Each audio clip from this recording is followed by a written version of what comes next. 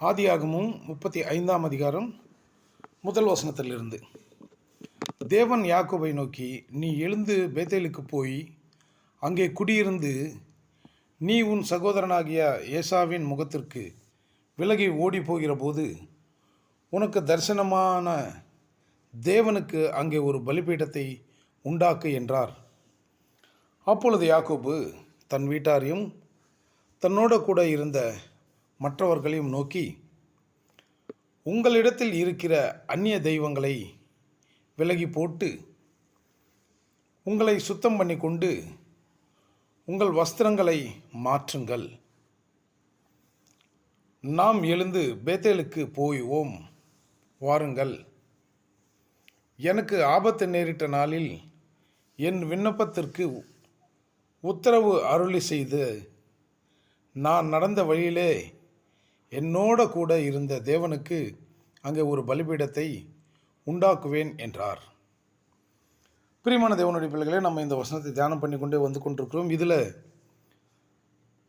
யாக்கோபு தன் வீட்டாரோடையும் தன்னோடு இருந்த ஆட்களோடையும் அவர் சொன்னது என்னவென்றால், உங்களிடத்தில் இருக்கிற அந்நிய தெய்வங்களை விலகி போட்டு உங்களை சுத்தம் பண்ணி கொண்டு உங்கள் வஸ்திரங்களை மாற்றுங்கள். அந்நிய தெய்வங்கள் என்னவென்று நம்ம பார்த்தோம். இப்பொழுது உங்களை சுத்தம் பண்ணி கொண்டு அப்படின்னு சொல்கிறாரு. சுத்தம் பண்ணி கொள்வதுனா எப்படி? நம்ம ஆண்டவரை தொழுது கொள்ளும்போது, ஆண்டவரை வணங்கும்போது நம்ம சுத்தம் பண்ணி கொள்ள வேண்டும் அப்படின்னு பார்த்தோம் என்றால், பிரசங்கியல்ல 5ஆம் அதிகாரத்தில் எழுதியிருக்கு, நீ உன்னுடைய தேவாலயத்துக்கு செல்லும்போது, தேவனை வணங்க நீங்கள் தேவாலயத்துக்கு செல்லும்போது உன்னுடைய கேரக்டர் ரொம்ப ஜாக்கிரதையாக பார்த்துக்கொள்ள வேண்டும் என்று ஒரு வசனத்தில் அங்கே சொல்லப்பட்டிருக்கு பிரசங்கியில். அதே போல் இந்த இடத்துல யாக்கோபு சொல்கிறாரு, உங்களை சுத்தம் பண்ணி கொண்டு அப்படின்னா நம்மளை நாம் எப்படி சுத்தம் பண்ணிக்கொள்ள வேண்டும் என்றால், மத்தேயு எழுதின சுவிசேஷம் 5ஆம் அதிகாரம் 48வது வசனத்தில் ஆண்டவர் தெளிவாக சொல்கிறார். இந்த வசனத்தில்,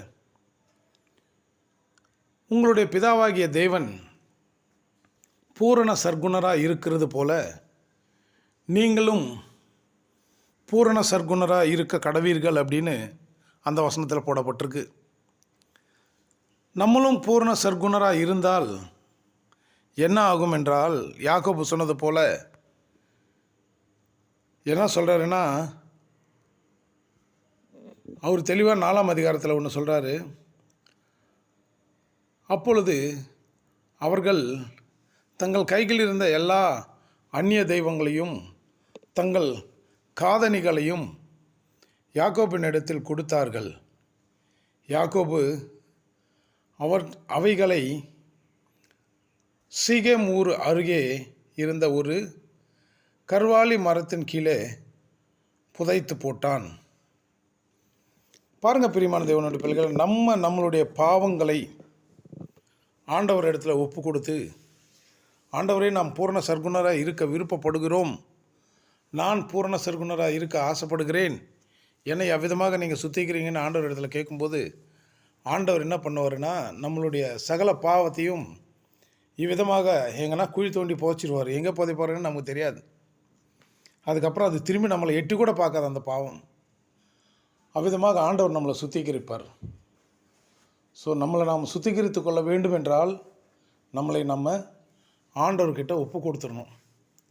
சகலத்தையும் அவருடைய கண்ட்ரோலில் கொண்டு வரணும். ஆண்டவரே உம்முடைய சித்தந்தபடியே நடக்கட்டும் அப்படின்னு ஆண்டவருடைய கண்ட்ரோலுக்கு நம்ம கொண்டு வரணும். அதுக்கு முந்தின வசனத்தில் நம்ம பார்த்தது போல் தெய்வங்கள் அப்படின்னும்போது நம்மளுடைய விருப்பங்கள் நிறைய. அந்த விருப்பங்களுக்கு முன்னாடி இயேசு ஆண்டவரை வைக்கணும். அப்படி நம்ம வைத்து அவரிடத்துல சொல்லி நம்ம செய்தோம் என்றால் சகல இருளின் தெய்வங்கள் நம்மளை விட்டு விலகி போகிறதல்லாமல் பூரண சர்க்குணராக நம்ம மாறிடுவோம். அவ்விதமாக ஆண்டவர் நம்மளை மாற்றுவார். ஜெபிப்போம். அன்பின் தேவனே, ஜீவனுள்ள தகப்பனே, எங்களை நாங்கள் எப்படி சுத்திகரித்து கொள்ள வேண்டும் என்று நீங்கள் சொல்லியிருக்கிறீங்க ஆண்டவரே.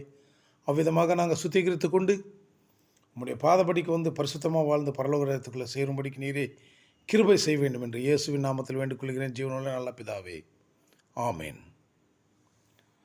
பிரியமான தேவனுடைய பிள்ளைகளே, இவ்விதமாக ரொம்ப ஷார்ட்டாக, ரொம்ப சிறிததாக இந்த வசனத்தை நம்ம சொல்லும்போது இது அநேகருக்கு கேட்பதற்கு ஒரு நல்ல ஒரு விஷயமாக இருக்கும் என்று நான் கருதுகிறேன்.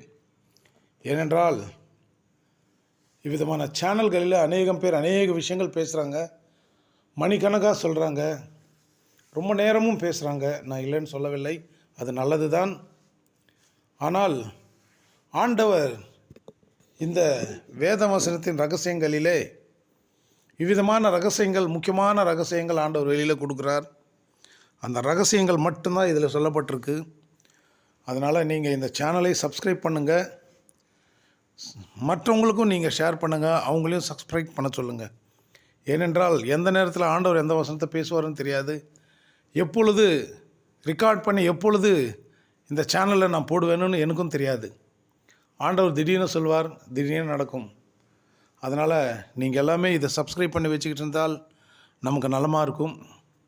அதே போல் உங்களுடைய நண்பர்களுக்கும் அயலார்களுக்கும் கொடுத்துட்டு நாம் எப்படி பரலோக ராஜ்யத்துக்குள்ளே போகிறோமோ அவ்விதமாக அவங்களையும் பரலோக ராஜ்யத்துக்குள்ளே வருவதற்கு நம்ம உறுதுணையாக இருந்து அவங்களையும் கொண்டு வருவோம். எல்லாருக்கும் ஷேர் பண்ணுங்கள், நீங்களும் சப்ஸ்கிரைப் பண்ணுங்கள். ஆண்டவர் நம்மோடு பேசுவாராக. ஆமேன்.